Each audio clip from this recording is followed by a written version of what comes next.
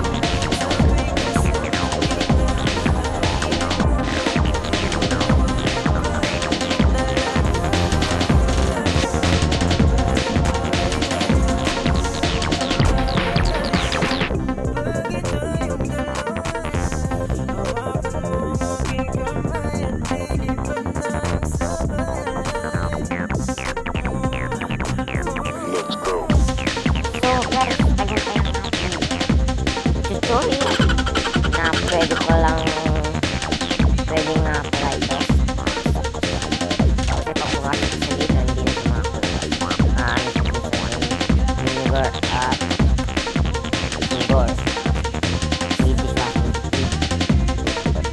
tapos so hindi mo nakakailangan ng mga chemical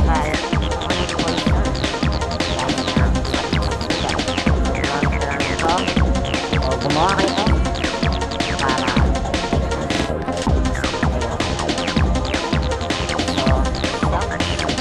huwag mo nyo mag-subscribe sa aking channel at hit ang so